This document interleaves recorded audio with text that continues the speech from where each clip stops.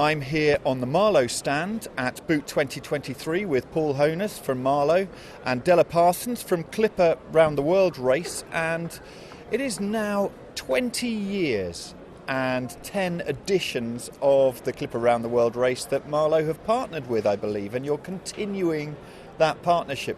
Paul, what does it mean to Marlow to have this kind of partnership where you're really putting your ropes to the test? Well, sadly, I was there for the first edition of those 10, so I've been there a long time and handled the relationship for a long time. That gives my age away a little bit. It's very important to us. What we love about the Clipper race is the majority of the ropes that are on board the boats are the ropes that everybody can buy in their local chandlery. So we rig a lot of things like IMOCA campaigns, but they're all custom built and very specialist. Whereas these particular ropes, anyone can go into a chandlery and buy and use on their 40-foot cruising boat. So it helps us to test the products, make sure they're up to the longevity and the durability of sailing around the world. That then gives the cruising customers the satisfaction that it works on their products as well.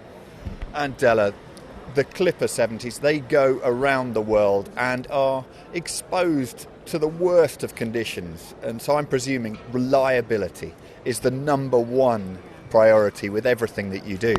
Absolutely. You know, when you look at kind of 11 months of circumnavigating, they get immense exposure to UV light, which we all know is really damaging, and also in places like the Southern Ocean and the North Pacific, they are then having to withstand hurricane force type wind conditions as well. So, you know, they really are tested in every kind of condition. Hundreds and thousands of sail changes, lots of tacking and jibing, you know, dealing with immense forces and sudden shocks of sudden squalls in the tropics as well. So they really are put to their test. And Paul, this for you is a test bed for your product. Whenever you come out with something, giving it that real world experience must be invaluable. Yeah, I mean, for the last race, we actually put some recycled line on board the boats as the ultimate test to see if we could continue and put more and more of these lines on board the boat this year. So, you know, the unfortunate thing with the last race was COVID got in the way, and you know the ropes were on the boats for longer than expected. So, you know, exposed to more UV, more stresses and strains. And actually, when the ropes came back off the boats, when they came back for refit in the UK, they were as if it was normal or virgin polyester made from oil. So it proves the recycled content is up for the job. And of course, the Clipper 2019-2020 was inevitably disrupted. But what we've seen recently, post-COVID, is people wanting to get out onto the water a huge amount. And this must be fantastic news for Clipper. Yeah, of course it is. You know, I think, there are always people that want to do something extraordinary and something pretty unique, which is what, of course, the Clipper race offers. But I think COVID also made people realise that it's important to not put things off and to do things whilst you can, because you don't know what's around the corner. So the race is hugely popular.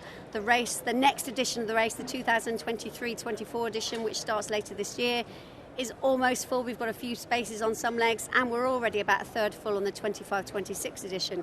But I think, what we're talking about today in terms of the new recycled lines and those properties, I think that is also something that's really core at the heart of a lot of Clipper races. Most people are already environmentally focused and friendly, and certainly if you're not already, by the time you've crossed an ocean and really seen the impact of plastic pollution and the amount of rubbish, and we're all of course aware of sort of global warming and what that's doing to the weather. I think everybody is really all for anything that we can do to kind of help our environment and protect our oceans.